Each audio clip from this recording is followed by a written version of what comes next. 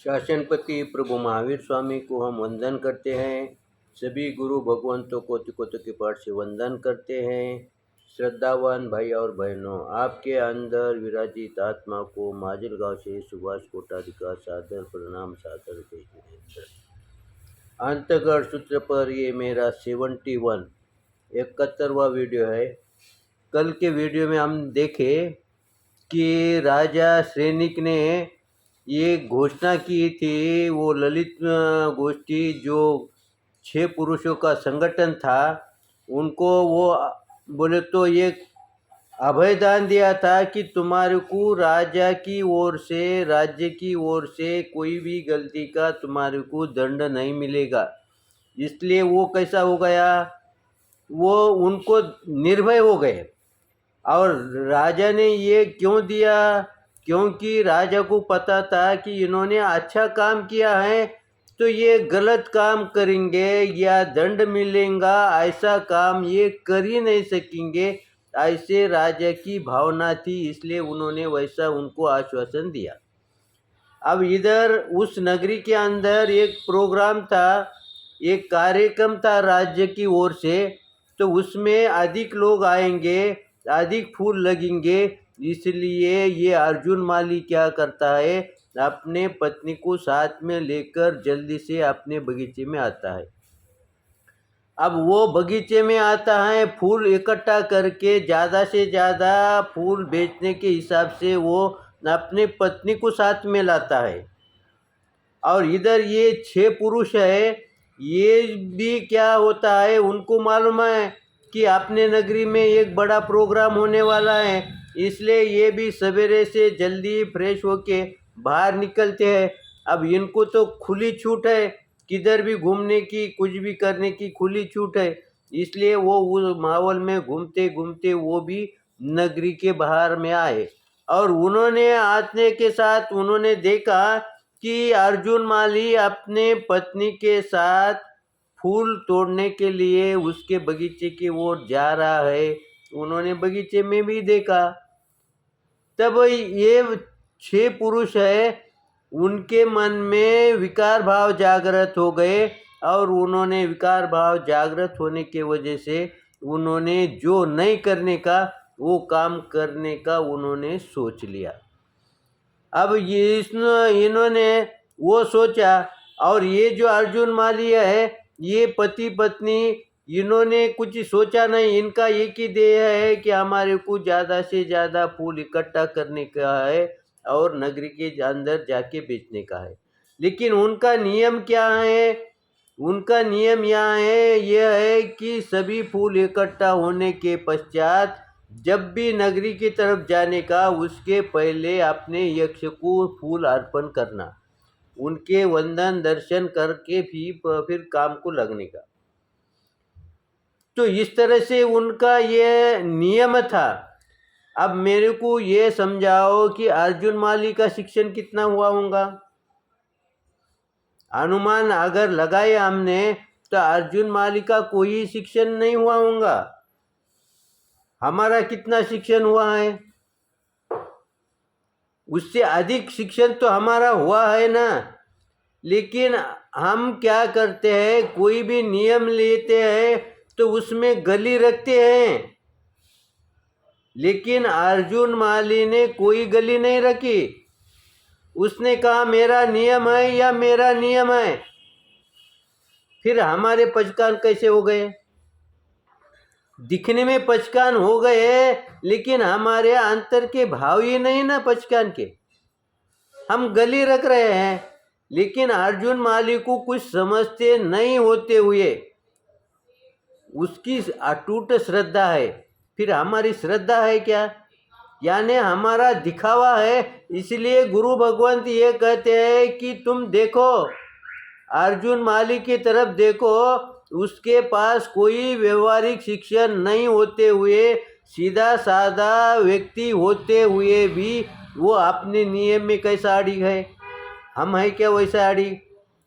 उसका जो नियम है उसमें खंडित नहीं करता, पूर्ण श्रद्धा के साथ नियम का पालन करता है।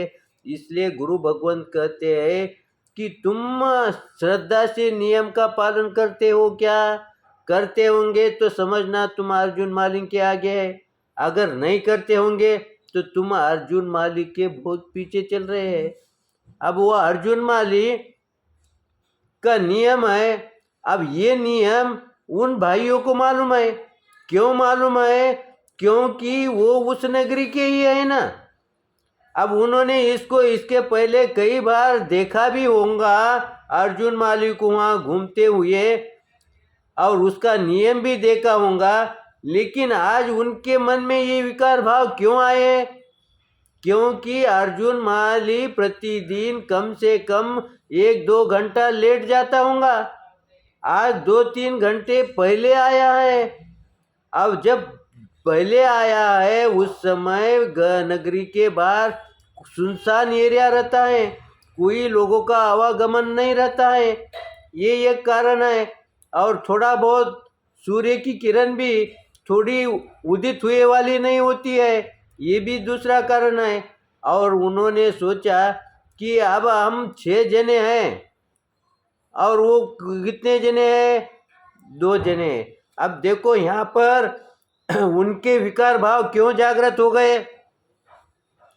आज हमारे संत कहते हैं कि तुम स्थानक में आते समय, गुरु भगवान को जाते समय तुम कपड़े कैसे पहनना, तुम्हारे शरीर पर कैसे वस्त्र होना, इसका तुम अवलोकन करो। तुम सोचो। तुम सोचते नहीं होते हुए भी गुरु भगवान तुम्हारे को चेताते हैं कि तुम सावधान बनो। कपड़े स्थानक में आते समय पूर्ण शरीर ढके वाला होना, बार बार समझाते। अब यहाँ पर अर्जुन माली की पत्नी का शरीर ढके हुआ नहीं था क्या? पूरा शरीर ढका हुआ था, लेकिन फिर भी विकार भाव इनके जागृत क्यों हो गए? क्योंकि उन्होंने देखा एकांत, यहाँ पर कोई नहीं आता है। इसलिए हमारे संतों के पास भी ये नियम होता है कि जब एकांत होंगे उस समय अपोजिट व्यक्ति ने वहाँ दर्शन को नहीं जाना।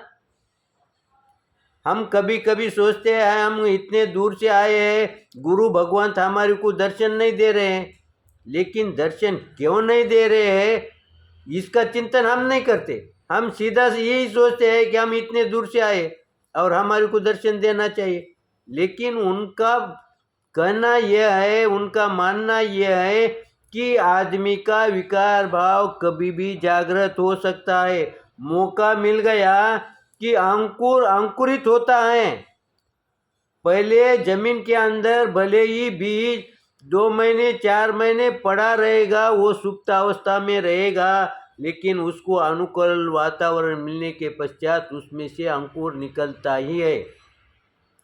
इसीलिए गुरु भगवान इस माध्यम से कहते हैं कि उनके विकार भाव जागृत नहीं भी होंगे, लेकिन फिर भी उसको वातावरण ऐसा मिल गया कि एकांत स्थान है, आजू बाजू वाला कोई नहीं है, आवाज़ दिया तो कोई भी नहीं आनेगा।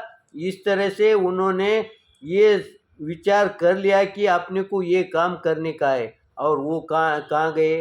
वो यक्ष के मंदिर के अंदर पहुंच गए। अब देखो उन्होंने बाहर क्यों नहीं पहुंच, ये अब देखो यक्ष का मंदिर रहो चाहे किसी का मंदिर रहो, वो देव है, श्रद्धा स्थान है ना।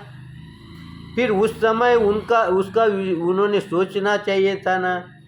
उन्होंने उसका चिंतन क्यों नहीं किया कि बाबा ये मंदिर के अंदर ये ऐसे काम नहीं करना चाहिए, इसका चिंतन क्यों नहीं किया? क्योंकि जिस समय हमारे विकार भाव जागृत होते हैं उस समय हमारी सोच, हमारी बुद्धि कुंठित हो जाती है, हमारे कोई भी शुभ भाव जागृत नहीं होते हैं, क्योंकि हमारा वातावरण ही वैसा होता है।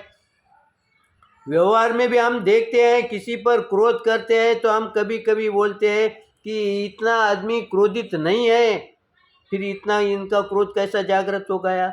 क्योंकि क्रोध इसलिए जागृत हो गया कि जैसे ही वो विकार जागृत हो गए ना, उस पर कंट्रोल करना बहुत कठिन काम है। ये आसान काम नहीं है। इसलिए गुरु भगवंत हमें कहते हैं कि ये छूटने वाले विकार नहीं है। इसका मतलब ये छूटेंगे नहीं, क्या ये छूटेंगे, लेकिन इसको लगातार प्रयास करना पड़ेगा। और जैसे ही ऐसा वातावरण मिलेगा, उस समय तुम सजग रहो, तुम सावधान रहो, तो तुम्हारे विकार तुम्हारे पर हावी नहीं होंगे। अब समय को देखते हुए मेरे ओर से कुछ गलत आया होगा तो आप क्षमा करेंगे। सही लगा तो लाइक करें, शेयर करें। इसी आशा के साथ ओम शांति।